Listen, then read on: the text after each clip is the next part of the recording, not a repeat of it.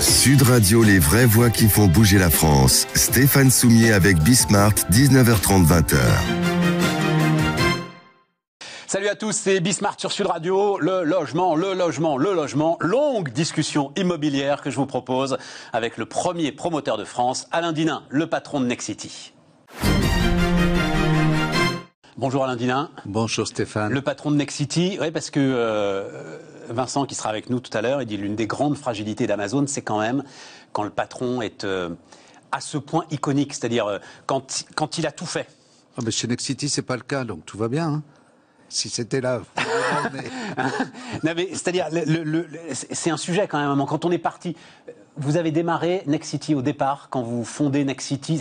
À chaque fois, je me gourre. C'est Général des Eaux ou Lyonnaise des Eaux? Alors, c'est la sortie de la Générale des Eaux qui était devenue Vivendi. Voilà. Et je ne suis pas le seul fondateur, il y en a d'autres. Mais qui sont partis. Oui, on était. On ne le sait pas aujourd'hui. Il y a Stéphane Richard, par exemple, voilà, l'actuel patron d'Orange. Stéphane Richard qui est resté 2 ans, et puis d'autres comme Jean-Louis Charon et d'autres personnes. On était une dizaine au départ, et puis ils ont dû avoir envie de faire autre chose, parce qu'en fait, ils m'ont laissé la place, et donc voilà.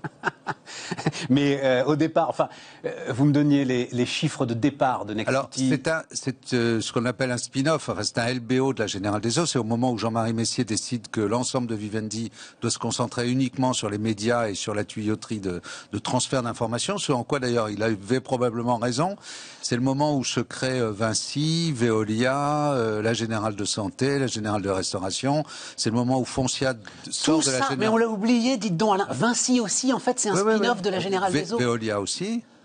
La Générale de Santé, la Générale de Restauration, Foncia après, un petit peu avant, et puis la création de Nexity en juin 2000, à quelques-uns, pour développer des activités immobilières, chiffre d'affaires autour de 300 millions d'euros à cette époque-là. Voilà. Ce qui était déjà pas mal. Et aujourd'hui on frôle les 5 milliards cette année.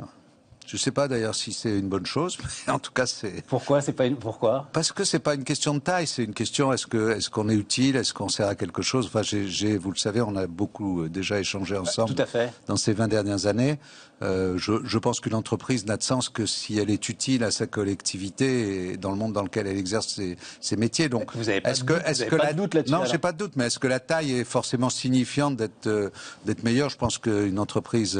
D'ailleurs, c'est ce qu'on essaye de faire chez Nexity. C'est assez compliqué, c'est de faire et en même temps une grande entreprise parce qu'on veut intervenir sur la ville dans son ensemble et en même temps plein de petites entreprises parce qu'il faut être extrêmement proche du terrain. Nexity, c'est 150 métiers. C'est plus de 200 filiales. On ne va pas toutes les citer, mais c'est par exemple... 150 métiers? Oui, on peut les... Sur toute l'administration, en fait. Alors, sur la promotion immobilière de logement, pour les gens jeunes et pour les gens âgés, pour les primo-accédants, pour les investisseurs institutionnels, pour les investisseurs privés, mais c'est aussi du bureau, c'est aussi du property management. On gère, par exemple, pour le compte de propriétaires d'immobilier entreprise, plus de 20 millions de mètres carrés en France. Ouais. C'est aussi quelques filiales à l'étranger, en Pologne, en Allemagne. C'est de l'administration de biens. C'est 22 000 immeubles gérés en copropriété, syndic de copropriété, 1 million de personnes en... Ouais, donc effectivement, je comprends. C'est là où vous vous dites, voilà. Est-ce que la taille a du sens à ce moment-là? Alors qu'en fait, ce dont ont besoin les gens, c'est qu'on s'occupe d'eux individuellement, et que ça soit dans le bureau, dans le logement. Un de nos clients importants, un des vrais changements de paradigme de l'équation promotion immobilière, logement et bureau, c'est la collectivité. Les élus locaux, que ce soit Nexity, ils en ont pas grand-chose à faire. Ce qu'ils veulent, c'est avoir en face d'eux des gens qui comprennent leur ville localement. C'est pas une puissance de négociation quand même? Ah non, c'est pas une puissance de négociation. Pas du tout. Non, la vraie qualité de nos métiers, c'est ce qui est passionnant dans l'immobilier, c'est que c'est une relation humaine. C'est est-ce que je suis capable de comprendre le besoin de la personne que j'ai en face de moi, que ce soit une personne ou que ce soit une collectivité. Je pense qu'aujourd'hui, je ne peux pas penser mon métier de promoteur ou même d'administrateur de biens sans penser sur l'administration de biens, la rénovation énergétique, et de promoteur en pensant la ville de demain et quel type de population. Bien sûr. Donc, le poids permet de dire, et la taille permet de dire, si je prends un engagement avec vous sur une durée de 15 ans ou de 20 ans sur une ville, comme on l'a fait à Saint-Ouen, comme on l'a fait à Boulogne-Billancourt, comme on l'a fait à Marseille, etc., parce qu'on a des grands terrains qu'on va développer sur une longue période, ça a du sens. Mais dans la discussion, ça n'a pas d'importance. Ce qui est important, c'est la discussion d'homme à homme, je dirais, ou de personne à personne, de compréhension du territoire. Moi, je suis dunkerquois d'origine. Quand je vais à Marseille, celui qui doit parler avec l'élu à Marseille, c'est un collaborateur, c'est quelqu'un qui est marseillais. Il faut que ce soit un Marseillais. Oui, il faut qu'il comprenne la culture de l'endroit où il est. Ouais. C'est pas juste une culture de pays, on vit pas de la même façon. Par exemple, construire un logement à Marseille ou à Dunkerque, tout simplement, mais ça va paraître évident à tout le monde parce qu'on va dire l'ensoleillement, mais les salons et les terrasses sont pas de même nature, les ouvertures sont pas de la même façon, etc. Comprendre qu'est-ce que c'est que la mixité dans un quartier, dans une zone, quelles sont les difficultés d'une ville, ça ne peut être que local. Donc la puissance d'un groupe, la taille d'un groupe n'a de sens. Elle a du sens pour ses actionnaires, elle a du sens parce qu'elle dit sur le long terme, je vais gérer des flux et donc si un marché est moins bon, l'autre va être meilleur. Ça, oui. Tout à fait. Mais ça, c'est effectivement pour les actionnaires, comme vous dites. Ouais. Mais pas dans ce que vous disiez tout à l'heure, la négociation au local. Le local, ça doit être fait par le... Même si on est sur des projets, justement, comme vous le dites, si un maire aujourd'hui, et on va parler aujourd'hui de la difficulté que vous avez à obtenir des terrains, si un maire à un moment, il se trouve que moi, enfin j'en ai déjà parlé, j'habite à Clamart où il y a un programme en ce moment de construction qui est considérable, auquel d'ailleurs participe Nexity, mais j'ai l'impression absolument tout le monde. Bon, à un moment, vous avez cette libération dingue des terrains d'EDF, c'était des anciens terrains d'EDF. Forcément, celui qui cède ces terrains, il va être rassuré par l'importance du groupe, par la taille. Il est sûr que sur un programme immobilier considérable comme celui-là... C'est pas celui qui nous cède les terrains, en l'occurrence, parce que là, il s'agit de faire un chèque à un moment donné. Donc, une fois que c'est payé, c'est payé. Voilà. Ouais, celui qui va être intéressé, c'est surtout sur des opérations long terme de reconstruction de ville, ce qui est un des thèmes forts de Nexity. C'est en ça que la taille de Nexity a de l'importance. C'est lorsqu'on veut travailler sur des réaménagements de villes, comme on est en train d'imaginer de travailler, nous, actuellement, sur les villes moyennes. Hein. C'est un sujet dont on parlera Absolument. Entre les villes denses. Ah oui, très, très important. Voilà. Effectivement, il faut que l'élu local et la collectivité sachent que ça dépasse l'individu. Ouais. Ça dépasse ma présence dans le dispositif ou celle de nos collaborateurs ou de tel ou tel, et que le groupe a pris un engagement long terme. Maintenant, dans la pratique, ça doit être extrêmement... donc c'est un jeu entre grandes entreprises et entreprises décentralisées très light sur le terrain pour être très proche et très réactif.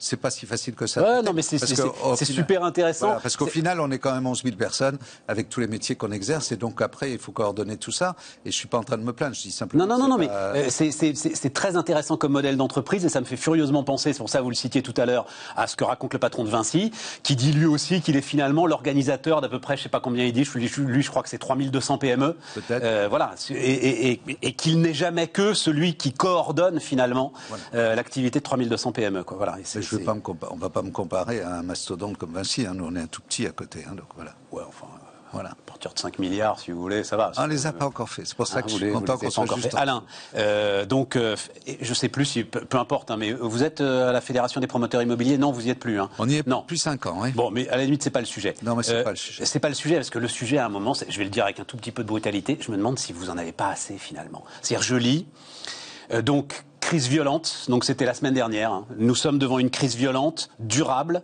aucun signe d'amélioration. On parle de la construction, on parle du logement.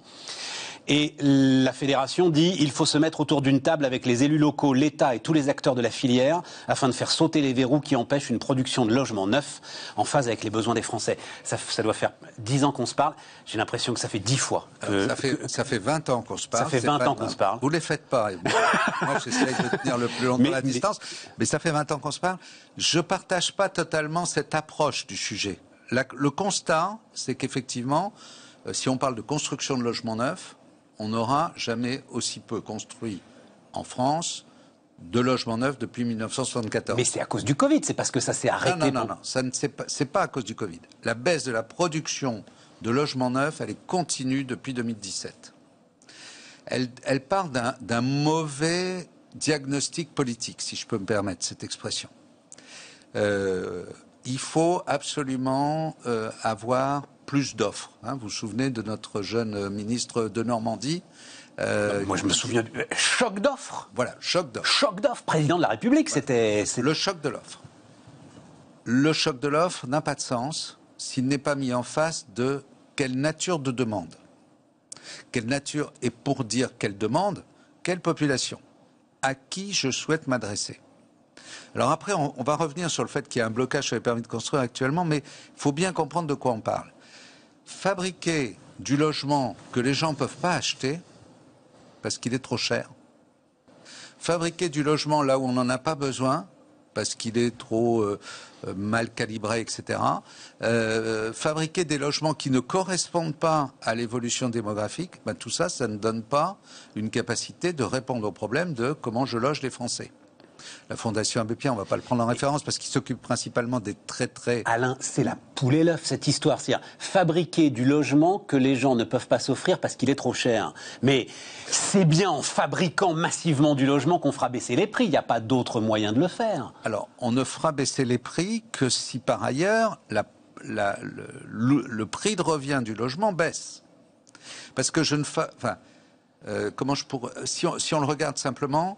Le marché du logement neuf en France est un marché de flux. Le promoteur, on va se le rappeler ensemble quand même, c'est quoi le métier ? Je vois un terrain, sur ce terrain j'essaie d'obtenir un permis de construire. Ouais. J'ai obtenu un permis de construire pour faire 200 logements à un certain prix, je le mets sur le marché, je fais de la vente sur plan, la vente en état futur d'achèvement. Tout à fait. Le client est là, je démarre la construction, le client n'est pas là, j'arrête la construction. Enfin, plus exactement, je ne la démarre pas. Donc, vous la démarrez à quoi quand le programme est vendu à 50% ? À 70%. 70%. Donc, et comme ensuite, il me reste 30% à vendre sur les 18 mois qui suivent de chantier, je n'ai jamais de stock. Donc, je ne peux jamais être dans la situation en France où il y aurait une massification d'offres sur le marché et une demande qui serait faible. Et ce serait trop risqué que de, justement, essayer de se lancer dans cette massification de l'offre ? Ça n'est pas le modèle français. Le modèle français, c'est un modèle qui est issu de la crise des années 75 et qui a dit, pour éviter que les prix ne flambent, c'était ça intéressant, on ne va produire que ce qu'on a prévendu. Pour éviter qu'il y ait un choc entre l'offre et la demande à certains moments, et ça a permis aux promoteurs d'avoir des marges faibles. La marge de Nexity dans les métiers de la promotion, elle est entre 8 et 9% avant impôt. Vous êtes en Espagne, prenons l'Espagne, notre pays voisin. Vous fabriquez, vous vendez après. La marge est obligatoirement de 15 à 20%, parce qu'il y a un risque de portage. Absolument. Donc ce risque de portage, il a eu un effet régulateur. Je comprends. Et donc la question aujourd'hui, c'est que, puisqu'on a le temps, prenons un peu d'exemple. Ouais, non, mais déjà j'ai compris un truc. Prenons un peu d'exemple. Sur la marge et le stock. Je suis comme tout le monde et je dirais la RSE, la responsabilité sociétale et environnementale, c'est même pas une question chez Nexity, c'est notre métier. Bon, donc je dois construire bas carbone et on est le premier opérateur bas carbone en France. Je dois faire du bois, on est le premier opérateur en bois. On doit travailler sur des matériaux, etc. Et on a la nouvelle réglementation thermique 2020 qui doit s'appliquer. D'accord, très bien, tout ça nous va très bien. Mais si ça a un effet augmentatif du prix, parce que la chaîne de production n'a pas eu le temps de se mettre en place. Alors heureusement. Mais ça a forcément un effet inflationniste, tout ça. D'accord. Mais est-ce que ça a un effet inflationniste sur le revenu des ménages ? Non. Est-ce que monsieur, madame Dupont, qui ont à eux 3 500, 2 700 euros, c'est la médiane, ils ont la possibilité de suivre une augmentation du prix de construction de 7% tout de suite ? Est-ce que si j'ai pas beaucoup de permis de construire dans une zone et que les terrains avec permis de construire sont rares, s'ils sont rares, ils sont chers. Et si les prix de terrain ont été multipliés par 6, par exemple en Ile-de-France, dans les 10 dernières années, pour qui ? Pour quel acheteur ? Ils ont été... Ouais. Et donc, au final, c'est un endroit, c'est un métier où, enfin, c'est une zone de l'économie qui mériterait d'être régulée, mais pas régulée par plus de taxes, plus d'impôts, plus de rentiers, mais qui serait régulée sur qu'est-ce qu'on veut faire de ce pays ? Est-ce qu'on veut une France de tous propriétaires ? Est-ce qu'on veut une France de tous bien logés ? Comment on fait baisser les prix ? Si je fais baisser les prix... Mais non, mais attendez, moi je veux que vous répondiez à la question, Alain. Comment je fais baisser les prix ? Parce que... Eh ben, j'ai des réponses insupportables à entendre sur le plan politique. Alors ? Densité. Sur un terrain... Construire plus haut avec des logements plus petits. Eh ben oui, parce que du coup, pourquoi plus petit ? Parce que dans 10 ans, 45, parce qu'aujourd'hui, entre maintenant, on parle tous les deux, on a un terrain. On va le livrer dans 3 ans. Dans 10 ans, 45% de la population française sera monoparentale ou personne seule. Pourquoi je fais des appartements familiaux de 5 personnes ? ou de 4 pièces en masse. Les maires vont me demander ça. Bon, la démographie est un phénomène, la démographie et l'économie est un phénomène fort. Comment je peux faire, quand je suis dans le logement social, de fabriquer du logement social, alors que par ailleurs, l'État vient me prendre mes ressources et me demande de vendre du logement social pour me payer mes futurs logements. Si je vends je suis pas le monde HLM, mais je parle pas pour leur compte. Tout à fait. Ça n'est pas c'est une chaîne. Je peux pas regarder qu'un bout de cet endroit et pas l'autre. Entre la Fondation Abbé Pierre et nous, les opérateurs privés, entre les investisseurs personnes physiques et les investisseurs institutionnels, entre les populations jeunes et les populations moins jeunes, co-living et autres sujets, tout ça, c'est une seule pensée. Et qu'est-ce qui fait aujourd'hui et après, on va répondre à un problème technique, pourquoi on n'a pas d'offre. Qu'est-ce qui fait qu'aujourd'hui, il y a une incompréhension du monde politique? C'est que le monde politique, et notre président Macron, il a pas posé de sujet sur une France de propriétaires. Ça, c'était, par exemple, M. Sarkozy. Ouais. Une France de tous logés sociaux, c'était M. Hollande. M. Macron, il a dit qu'une seule chose, tous les propriétaires sont des rentiers. Et tout ce qu'on peut taxer, on taxe. Je vais prendre un exemple. Vous savez que le logement, ça coûte 40 milliards au budget de l'État. Un peu plus. Un peu moins, Stéphane. Voilà. Je vous attendais là-dessus. Ça, c'est le plaisir du spécialiste. Quand même, j'ai l'air de bavarder, mais je me suis préparé un peu. C'était 40 milliards il y a 3 ans. C'est 38 milliards cette année. Ça, c'est les aides. Mais vous allez me dire combien ça rapporte. Vous allez me dire que ça rapporte combien? 70 milliards, c'est ça? Alors, ça rapportait il y a 3 ans 70 milliards, ça rapporte 80. Oui, mais Alain, à chaque fois, c'est le même sujet, évidemment. Mais comment je fais pour faire baisser les prix si je continue à taxer l'immobilier comme une valeur immobile? Comme toutes les activités qui sont taxées. Si vous payez la TVA, les vendeurs de t-shirts aussi, ils peuvent se dire qu'ils rapportent plus à l'État que ce qu'ils leur... Vous comprenez? D'accord, mais moi, je ne suis pas en train de parler de ça. Je suis en train de me dire que si j'ai en face de moi une personne qui cherche à se loger en locatif ou à l'achat, elle a un budget qui est proportion de son pouvoir d'achat et de son niveau de rémunération. Si l'ensemble de la chaîne amène à ce que les prix augmentent de presque 10% dû aux taxes, presque 7% dû à la rénovation énergétique, presque 8% dû à l'augmentation des prix du foncier, à un moment donné, la population capable d'acheter, elle se résume à une toute petite frange de la population. Malgré la baisse des taux d'intérêt. Et qu'est-ce que je fais de tous les autres? D'où d'ailleurs le fait que les investisseurs institutionnels sont en train de venir dans ce marché, parce qu'ils se disent au fond que il y a un rendement possible. Alors voilà, mais ça c'est important. Justement, je voulais vous interroger là-dessus, Alain, parce que investisseurs institutionnels, il faut expliquer. Si vous les écoutez, c'est-à-dire une foncière comme Gessina, par exemple, qui se concentrait, très présente en Ile-de-France, qui se concentrait sur les bureaux. Là, Mecca Brunel, elle dit, ça y est, maintenant, on va. Est-ce qu'ils peuvent changer la donne? J'ai d'ailleurs un accord avec Mecca Brunel pour fabriquer pour elle du logement. Est-ce qu'ils peuvent changer la donne? Parce que eux, pour le coup, ils ont les poches profondes. Alors, eux, ils ont une vision à long terme. C'est pas une question de poche profonde. C'est une question de savoir comment je fais payer un loyer qui soit compatible avec un prix de revient. Gessina, c'est une entreprise comme une autre, mais je ne vais pas parler pour Mecca Brunel, mais je peux le dire pour Nexity, par exemple.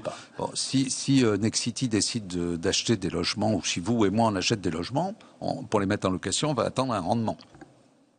Aujourd'hui, j'emprunte en tant qu'investisseur privé à 1,5, donc il faut au moins que j'ai 1,5 plus le risque locatif, plus un petit peu, mettons 2,5. 2,5 de rendement avec un loyer plafonné, parce que au-delà des contraintes politiques qu'on peut nous mettre sur le plafonnement des loyers, tout simplement les gens n'ont pas les moyens de supporter un loyer supplémentaire, ça déduit mécaniquement un prix de revient de mon logement. Tout à fait. Et qu'est-ce que c'est que la fabrication du prix d'un logement neuf? C'est un terrain, un coût de construction, des coûts de distribution et une marge d'un promoteur. Et la TVA. TVA 20%, la marge du promoteur 8%. Alors, la TVA, j'ose pas dire qu'il faudrait la réduire parce qu'en Italie, elle est à 4%. Hein. C'est juste comme exemple. En Allemagne, elle est à 0 sur le logement. Mais c'est pas grave. En France, c'est 20%. La marge du promoteur 8, 7. Allez. Parce que vous seriez dans un deal. Le prix de revient en augmentation. Le prix de terrain avec des permis de construire rares, cher. Et en face de ça, donc l'équation, elle est complexe, elle est compliquée, mais elle part d'abord d'un premier sujet. Elle part d'une vision politique. Je veux France, je veux quoi? De bien loger, une France de bien loger. Laissons tomber le côté propriétaire, locataire, machin, bien loger. Et qui je veux loger? Quelle est la population que je veux loger? Et cette population, elle a des niveaux de revenus différents, elle a des besoins différents. Et ensuite, je vais aller chercher l'argent là où il est. Et il va être où l'argent? Il va être chez les personnes physiques, et on voit la masse de monnaie qui est aujourd'hui sur les comptes des épargnants, qui ont envie d'acheter de l'immobilier pour l'investir à condition qu'ils soient reconnus, à condition qu'ils soient reconnus comme des acteurs économiques. Elles sont chez l'investisseur institutionnel à condition qu'on lui permette... qu'ils soient reconnus comme des acteurs économiques. Ils ont quand même une sécurité absolue avec cet investissement-là, Alain. Ah oui, lequel? Quoi, enfin, l'investissement dans la pierre, vous avez aujourd'hui... Ouais, enfin, une sécurité que seules les dettes d'État vous donnent et vous n'avez pas de 2,5 de rendement. Hein. Vous avez un rendement locatif qui peut être enfin, vous avez un coût de l'argent qui peut être couvert par votre rendement locatif. Voilà. Mais là aussi, dans certaines villes, c'est en train de muter. En région parisienne, par exemple, et sur les mutations de population, les sujets sont là. Mais qu'est-ce qu'on dit à ce monsieur qui a touché 2% ou 3% de rendement locatif? Est-ce que c'est le maximum brut? On lui dit qu'il est rentier, qu'il doit payer des taxes, qu'au moment où il va vendre, il faudra payer des droits de mutation, et qu'en plus, s'il a des déficits parce qu'il n'a pas de loyer, c'est pas imputable sur ses revenus. Cette histoire de rentier, c'était en comparaison à autre chose. Enfin, mais non, mais je comprends.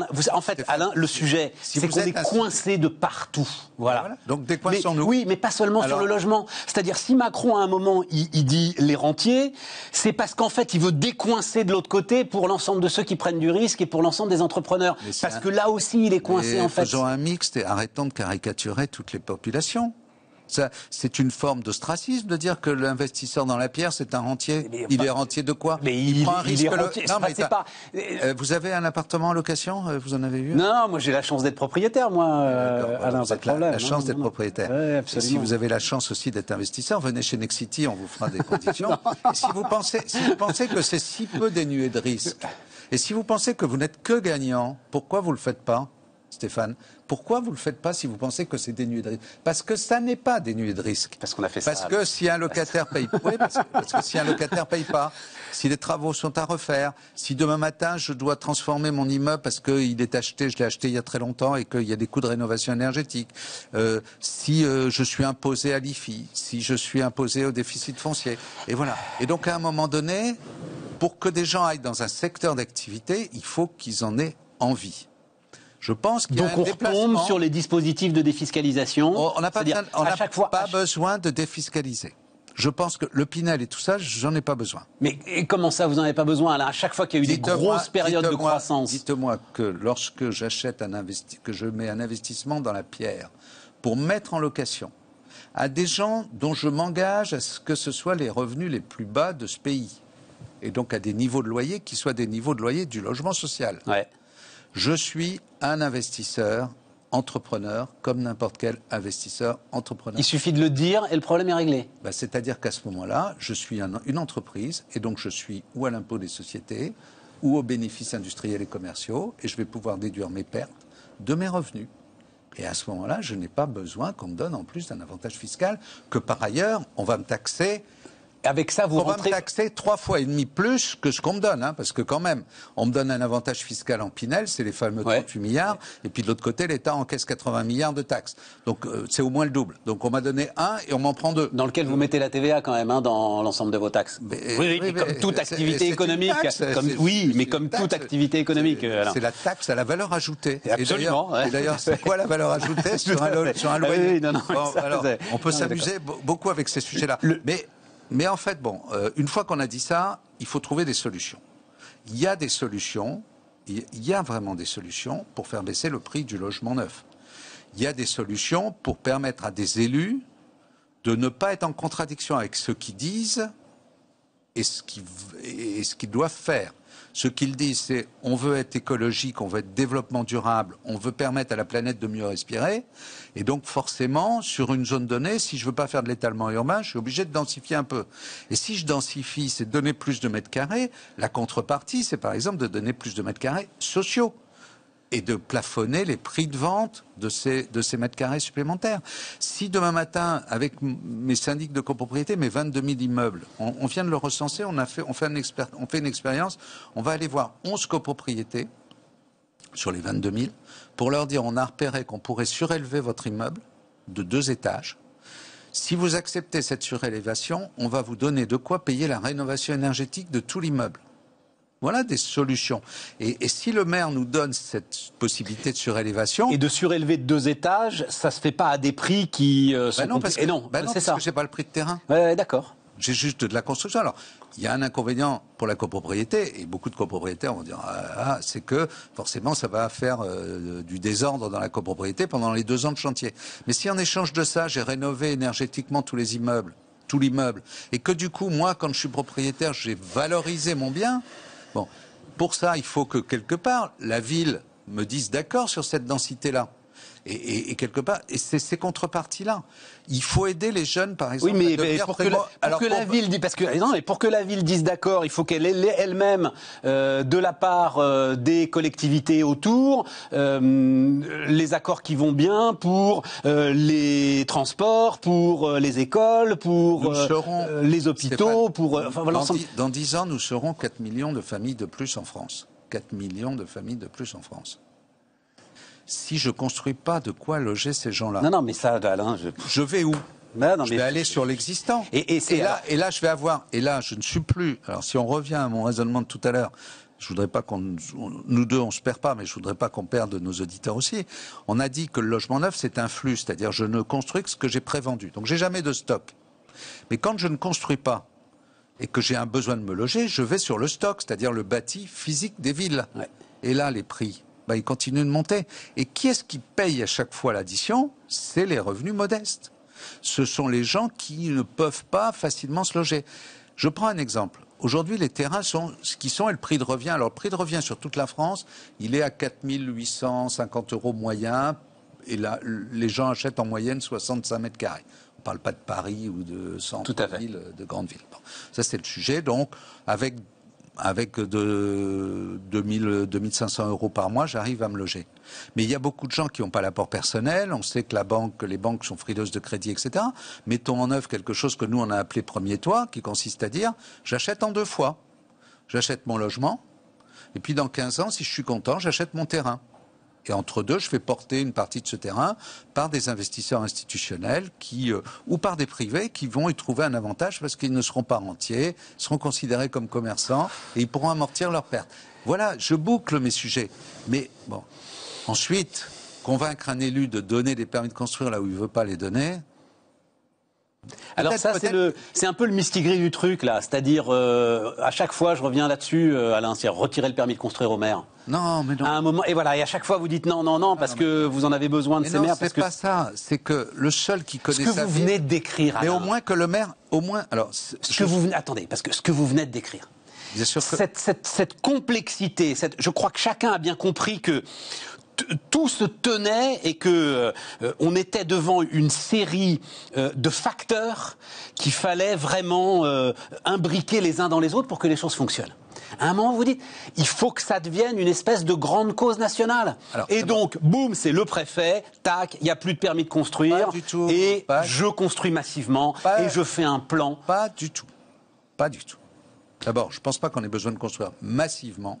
Et je ne pense pas qu'on ait besoin... Comment ça, massivement ? C'est quoi le chiffre ? C'est 1 million de personnes mal logées aujourd'hui, Alain ? Il faut reconstruire et il faut transformer aussi les logements anciens.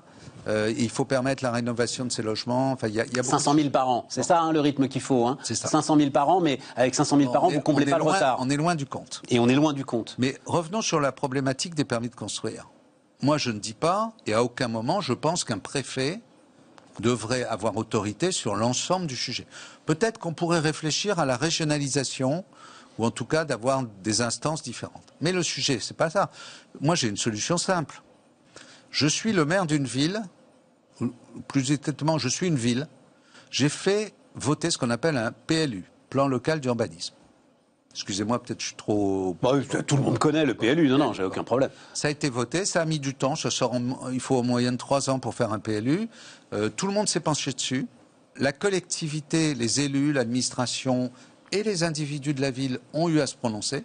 Ce PLU est là, et dans ce PLU, il est prévu qu'à tel endroit on fera du logement avec un maximum de temps, et à tel endroit on fera du bureau, de la logistique avec un maximum de temps. Je suis le maire, et je ne vous citerai pas la ville, mais je viens de le vivre. Je vends à Nexity un terrain pour faire du logement conforme au PLU, en 2017. En 2020, je suis le nouveau maire élu. Et je me suis fait élire sur un thème fini la bétonisation, etc. Et donc je dis, ah ben, j'applique pas le PLU. De quel droit? Oui, de quel droit? De quel droit? Ben, du droit du juge. Donc je suis obligé d'aller au tribunal administratif pour dire au juge, et non pas au préfet, mais je pourrais le demander au préfet aussi, mais ils ont autre chose à faire actuellement. Mais vous allez dans mon sens? Non, je ne le fais pas dans votre sens. Vous allez dans mon sens, vous retirez tout ça à des maires? Non, je leur retire qui sont dans le temps politique quand vous êtes dans le temps de la construction, comme vous dites, 3 ans, c'est la moitié du mandat déjà. Je me permets, je lui dis rien au maire. Je lui dis, appliquez ce que votre collectivité, pas vous tout seul, mais l'ensemble de vos administrés, votre administration et la ville, qui ne change pas de nature parce que tout d'un coup le maire arrive. Eh ben si, parce qu'il va vous dire, il va vous dire ça. Mais oui, mais c'était une autre époque, Monsieur Dinin. Maintenant, c'est anti. Moi, je ne dis pas jamais vous m'entendrez dire qu'il faut retirer au maire l'autorisation de construire parce qu'il n'y a qu'eux qui connaissent leur ville. Mais je dis par contre au maire, le PLU, il vous est opposable. C'est-à-dire que vous l'avez fait voter dans un temps donné. Imaginons que dans quelques temps, je ne sois plus président de Nexity et que la personne qui arrive dise à monsieur machin, tiens, en fait, toi, il t'avait donné 100 balles, ben non, j'ai décidé que tu les avais plus. Mais non, mais c'est juste... La différence, c'est que c'est les actionnaires à ce moment-là qui sont propriétaires de l'entreprise. C'est la même chose. Le maire n'est pas propriétaire de sa ville. Oui, d'accord, il n'est pas propriétaire de sa ville. Je ne vais pas les défendre, hein, je fais de l'avocat du diable. Mais c'est pas le même maire qui modifie le PLU et celui qui l'a mis en place. Mais il a qu'à le modifier, son PLU, mais en attendant qu'il le modifie, qu'il l'applique. Et par exemple, si sur une zone donnée, on a décidé que sur cet endroit-là, on avait le droit de construire 100 logements, pourquoi est-ce que quand on demande un permis de construire pour 100 logements, on nous dit non, c'est 70? Là aussi, rendons opposable la décision de la collectivité. J'ai décidé, j'ai publié que je voulais faire 100 logements à cet endroit, je fais 100 logements. Et donc forcément, du coup, si je fais 100 logements sur le même terrain où j'aurais plutôt l'intention d'en donner 80, eh bien, mon prix du logement baisse. Mais alors, rendons opposable, ça veut dire 100 logements par rapport à 70, là encore, c'est le juge qui va trancher. Mais non, il ne faut pas que le juge tranche, il faut juste que les maires acceptent que leur PLU qui a été voté pendant que même s'ils étaient dans les positions, soit un PLU acceptable. Après, ça ne les oblige pas à faire de nouveaux projets, mais au moins que ceux qui sont lancés soient lancés. Ville moyenne, vous l'avez dit, Alain, moi, c'était pendant le premier confinement, là, on voyait tous, et je me disais, il y a un truc, si on tire le fil du télétravail, en fait, on est pris de vertige. Et on se dit que ça pourrait résoudre une masse de problèmes considérables dans notre pays, notamment du fait, à un moment, de la possibilité d'aller vivre dans des villes moyennes, peut-être loin de son travail, mais pour énormément de gens, tout à coup, c'est une possibilité. Est-ce que quelque chose est en train de bouger là-dessus? Alors, je ne pense pas sur le plan de grands effets de masse. Ouais. Bon. Par contre, je pense qu'il y a un certain nombre de villes moyennes qui ont besoin et qui vont pouvoir accueillir des gens qui sont dans cette réflexion-là. Pour qu'ils puissent les accueillir, il faut qu'il y ait du travail, il faut qu'il y ait du commerce, il faut qu'il y ait de la logistique, il faut qu'il y ait des logements. Ça, je dirais, de façon très, peut-être arrogante, c'est mon métier.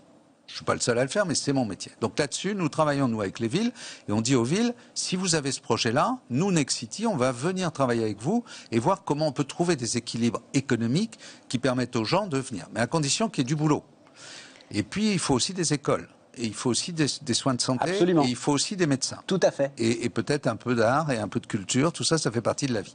Et ça, c'est pas notre boulot. Ça, c'est le boulot de la collectivité, de l'élu local, mais aussi du national, avec des affectations, etc. Donc là, on a un chemin. Et il me semble qu'il y a un chemin. Alors, il n'est pas de court terme, probablement à quelques années, 5-6 ans. On va voir effectivement quelques villes moyennes qui vont reprendre leur dynamisme. Mais ça n'est pas par le logement. Vous les appelez les villes cathédrales, je crois, c'est ça, hein c'est parce qu'il y a souvent des cas de... Oui, non, mais j'ai trouvé ça pas mal. En fait, Reims, Chartres, etc. Voilà. Il y a des... Parce que ce sont des villes qui ont été, en fait, à certains moments, de vrais pôles d'attraction et qui les ont perdus parce que n'ont pas suivi l'économie, les transports... la santé, et voilà, c'est ça. Et on ne peut pas prendre le logement de ces villes sans prendre le reste. Donc l'avantage, et je reviens, vous m'excuserez de parler de Nexity, mais l'avantage de Nexity, c'est que comme on a la vision, on a l'approche globale, mais on a aussi les expertises globales sur l'ensemble de ce secteur, quand on va voir une ville, et on revient au sujet de la taille de début de notre conversation, bah forcément on a une certaine taille qui nous permet de dire, monsieur le maire, ou vous collectivité, on est ensemble et on est suffisamment visible pour qu'on soit obligé de respecter nos accords. Voilà. Mais vous leur proposez de faire un espèce de saut important. Ils en ont besoin. C'est idiot, j'ai le terme de saut quantique en tête, parce qu'on dit ça comme ça. Non, ça. Mais enfin, bon, bref. Pas exagérer. Changer de dimension, en tout cas, quoi. Voilà, changer de dimension, en partie. Mais c'est-à-dire que c'est leur besoin. C'est aussi ça qui fera la ville de demain. Si on pouvait faire un petit peu de décentralisation, c'est-à-dire de faire que les villes se désengorgent un peu, ceci étant... C'est une des clés de notre sujet, de ce dont on parle depuis plus d'une demi-heure, là. Je sais que les Français sont spécifiques. Par contre, si vous analysez le monde dans son intégralité, la seule chose qu'on a vue, c'est les villes-centres s'étendre de leurs villes-centres. Ouais. C'est-à-dire plutôt des pseudopodes, si on fait plutôt cette chimie-là, peut-être des extensions de villes que la ville elle-même. Hein.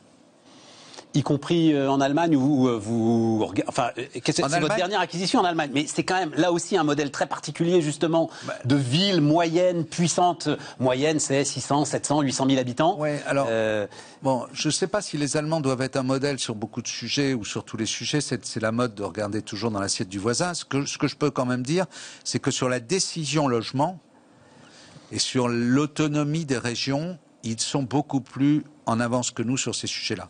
Un des thèmes qu'on a évoqué tout à l'heure, c'est de dire, bon, si le national dit « je veux une France de bien logée », ensuite on bascule l'ensemble des aides et l'ensemble des sujets aux régions, qui elles-mêmes, selon qu'elles sont plus ou moins étendues, on va dire que la région Île-de-France et la région Aquitaine, pas tout à fait les mêmes problématiques de densité, de circulation de population, etc. Et donc à ce moment-là, on peut avoir ce qui se passe en Allemagne, des adaptations région par région d'une politique. Je crois qu'une politique nationale du logement n'a pas de sens. Je crois qu'une attribution des finances nationales n'a pas de sens. Je pense que les sujets sont locaux, mais à ce moment-là, il faut quand même qu'il y ait une pensée politique. Et la pensée politique en Allemagne, c'est pas la propriété, c'est le logement de tout le monde. Alors tout le monde n'est probablement pas bien logé en Allemagne, hein. Ne disons pas l'inverse. Mais quand même, la philosophie de l'Allemagne, c'est du logement pour tout le monde. Bon, ce qui n'est pas le cas en France. On est au bout, Alain, malheureusement. Voilà, je prends trop de temps.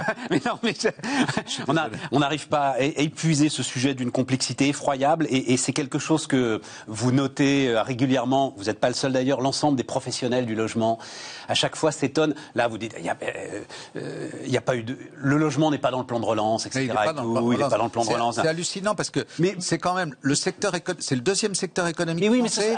C'est là où les gens en une minute, ce serait quoi un plan de relance pour le logement, justement, après tout ce qu'on vient de décrire là? Où est-ce que vous mettez la relance? Vous savez pas.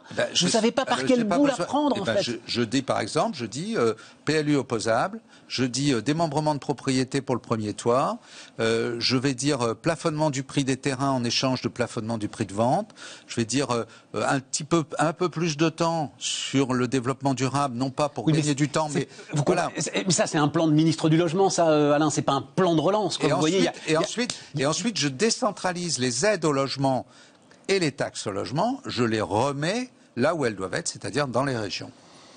Mais on n'a pas, on reprend 35 minutes pour faire le plan, si vous voulez. Non, à chaque fois, c'est ce qu'on se disait, c'est parce qu'en fait, c'est pas identifié dans les sondages. C'est ça le truc le plus dingue. Parce qu'en fait, le logement, il vient en bout de chaîne alors qu'il est au début. C'est d'abord l'insécurité, c'est les transports, etc. Oui, mais tout ça, en fait, est lié au logement. Simplement, on le met en bout de chaîne. C'est la ville de demain. Je pense que ça sera un vrai sujet de la présidentielle. En attendant, ils ont d'autres chats à fouetter. La période sanitaire est épouvantable. Le Covid, je ne sais pas si on sera un jour dans un moment post-Covid. En tout cas, ce dont je suis absolument sûr, c'est que ça ne sera jamais comme avant le Covid. Et donc, quelque part, c'est le moment de se dire ensemble, les hommes de bonne volonté autour de la table, que ce soit du privé ou du public, et si on essayait de penser ensemble. Si on essayait logement social et logement privé, si on essayait la collectivité, le privé, le public et tous ces sujets-là ensemble, plutôt que de se regarder tous par segments en disant il faut faire du logement social, il faut faire le Pinel, ça coûte trop cher, et voilà, c'est pas bien. Alain Dinin était notre invité sur Bismart. Alain Dinin était avec nous, le patron de Next City sur Sud Radio. Et nous, les amis, on se retrouve demain. Sud Radio, les vraies voix qui font bouger la France. Stéphane Soumier avec Bismart, 19h30, 20h.